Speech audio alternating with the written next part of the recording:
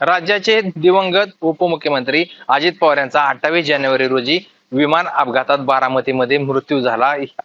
त्यानंतर अजित पवार यांचा अपघात आहे की घातपात अशी चर्चा सुरू असतानाच सोमेश्वर येथील माहिती अधिकार कार्यकर्ते नितीन यादव यांनी मागितलेली माहिती नाकारल्याने यामध्ये पुन्हा चर्चेला उधाण आलेलं आहे. आपल्या बरोबर नितीन यादव आहेत, आपण त्यांच्याशी बातचीत करणार आहोत. काय सांगाल तुम्ही, काय माहिती मागवली होती आणि ती का नाकारण्यात आली?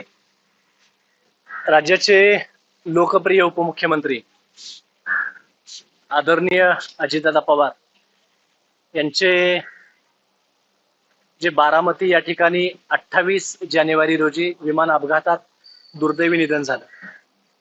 तर राज्यभरात समस्त आदरणीय दादा प्रेमींचं असेल किंवा राज्यातल्या जनतेचं असेल किंवा अनेक लोकांच्या मनात संभ्रमाचं वातावरण होतं किंवा शंका होती की आदरणीय दादांचा हा अपघात आहे की हा घातपात आहे. जवळपास एक महिना लोटत आला, याबाबतचं कोणतंच अधिकृत असं भाष्य करायला सरकारी यंत्रणा असतील किंवा हे जे वेगवेगळे विभाग असतील हे त्यावरती भाष्य करायला तयार होत नव्हतं. आदरणीय दादांवरती जीवापाड प्रेम करणाऱ्या आम्हा कार्यकर्त्यांच्या मनात देखील ही शंका होती. त्या अनुषंगाने मी 10 फेब्रुवारी रोजी भारत सरकारचं जे विमान वाहतूकालय जे विभाग आहे यांच्याकडे आदरणीय दादांचं ज्या दिवशी ही विमान दुर्घटना घडली त्या दिवसाचं पहाटे 6 ते सकाळी 9 या दरम्यानचं जे आदरणीय दादांचं सीसीटीव्ही फुटेज त्यांच्याकडे जे उपलब्ध असेल त्याची मागणी मी केली होती. जवळपास 10 दिवसांचा पाठपुरवठा केल्यानंतर काल त्यांनी मला ही माहिती उपलब्ध केली.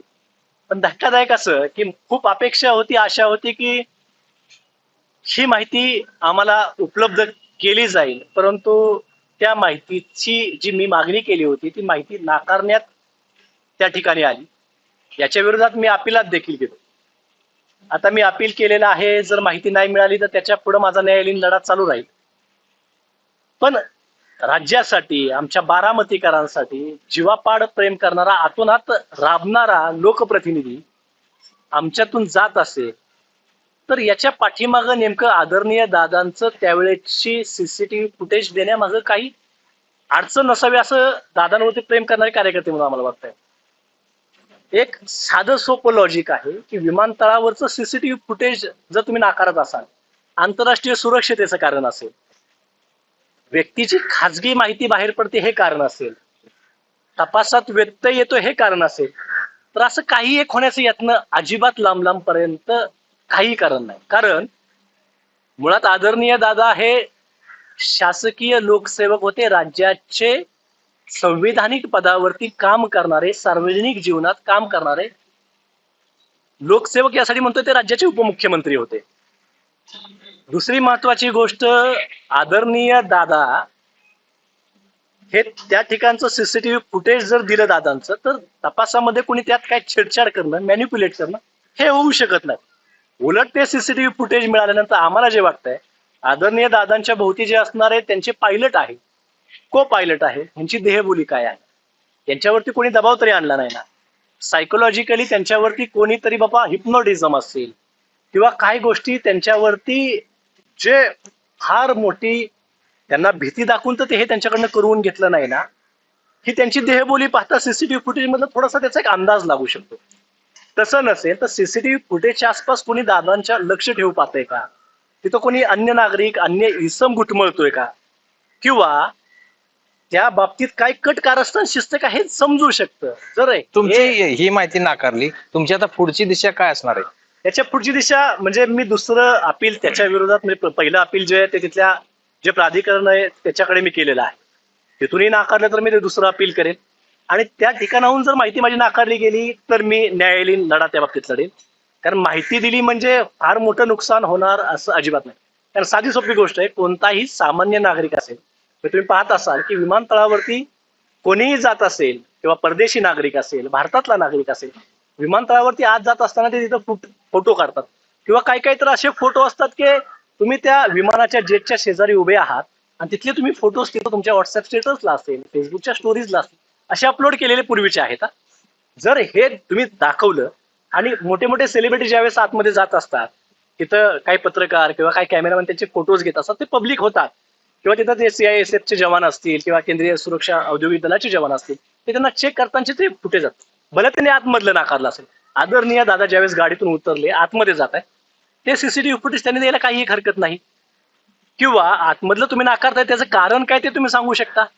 कोणतंही कारण न देता तुम्ही त्यामध्ये असं म्हणताय की आमचे जे प्रमुख आहेत, जे DG आहेत, त्यांच्या परवानगीने जर हे सुरक्षा यंत्रणांनी आमच्या सांगितलं अथवा न्यायालयीन कामकाजासाठी लागलं तर ते आम्ही उपलब्ध करू.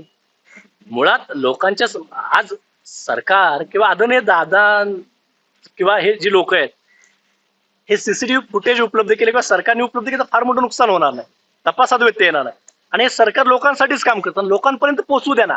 मुळात हे न दिल्यामुळे आमच्यासारख्या आदरणीय दादांवरती जीवापाड प्रेम करणाऱ्या कार्यकर्त्यांच्या मनात शंका आहे की हा खरोखरच घातपात आहे का, हे त्यांनी द्यावं अशी माझी हात जोडून नम्रतेची आणि कळकळीची विनंती सरकारला. विमानतळावर सीसीटीव्ही फुटेज मिळालं नाही तर तुम्ही दुसरीकडून कुठून सीसीटीव्ही फुटेज मिळतात असे काही प्रयत्न केलाय? दुसरीकडे त्याचबरोबर मुंबईचे माननीय पोलीस आयुक्त जे आहेत, त्यांच्याकडे आदरणीय दादांचं जे शासकीय निवासस्थान आहे देवगिरी नावाचं, त्या ठिकाणाहून ते आंतरराष्ट्रीय विमानतळ या ठिकाणापर्यंत जो दादा बाय रोड त्या कार मधून गेले, त्यांचा जो ताफा गेला, त्या ठिकाणी जे मुंबई पोलिसांमार्फत जे त्यांच्या अंडर येणारे, त्यांच्या अखत्यारीत येणारे जे वाहतूक पोलीस असतात, ते वाहतूक पोलिसांनी काही सीसीटीव्ही बसवलेले असतात वाहतुकीचे नियमन करण्यासाठी, त्यांच्यावर देखरेख करण्यासाठी. त्यांच्याकडे काही सीसीटीव्ही फुटेज त्यांचं उपलब्ध असू शकतं. किंवा मुंबई पोलिसांनी सुरक्षतेच्या कारणास्तव काही कॅमेरे बसवले असतात, तिथं देखील सीसीटीव्ही फुटेज मिळू शकतं. त्या देखील फुटेजची मी काल माननीय मुंबई पोलीस आयुक्तांकडे मागणी केली. त्याच्या मागचा देखील हाच येतोय.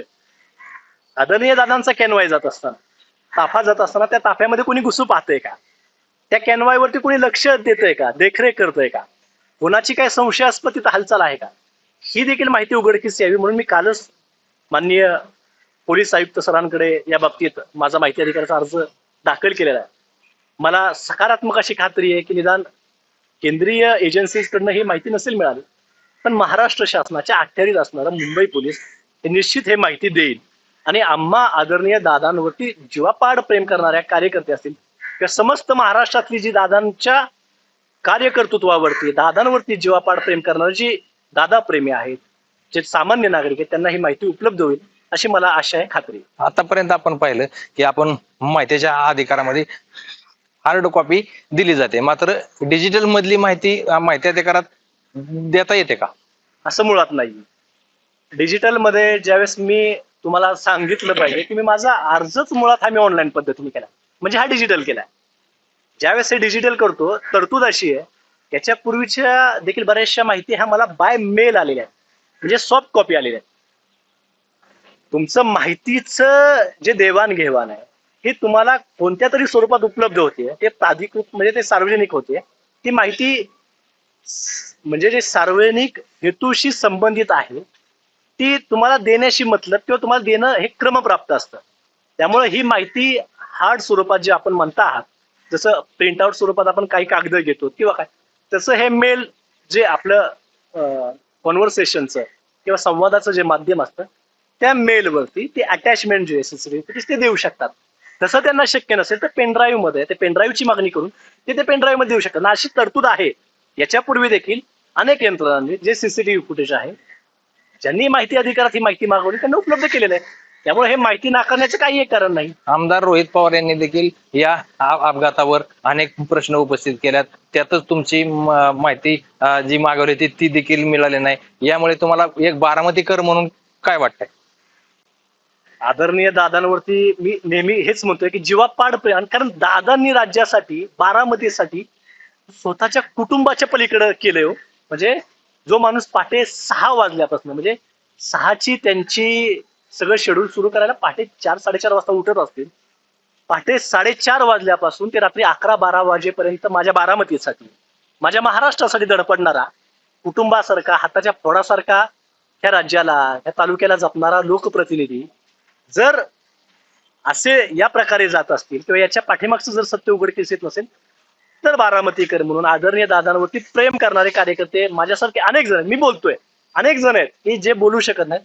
अनेकांची मागणी की हे आपण उपलब्ध करावं. जर उपलब्ध तुम्ही करत नसाल या बाबतीत तुम्ही काय बरं काढत नसाल, ह्या माहिती लोकांपुढे आणत नसाल, तर हा नक्कीच घातपात असावा ही शंका उद्भवायला अजून देखील बळ मिळण्याशिवाय राहणार नाही, असं माझं स्पष्ट मत आहे. नक्कीच खूप खूप धन्यवाद. हे होते नितीन यादव. महाराष्ट्रातील सर्व बातम्यांचे विश्वासार्ह व्यासपीठ, सकाळच्या सर्व सोशल मीडिया प्लॅटफॉर्मला लाईक, फॉलो आणि सबस्क्राईब करा. तसंच सर्व नोटिफिकेशनसाठी बेल आयकॉन प्रेस करायला विसरू नका.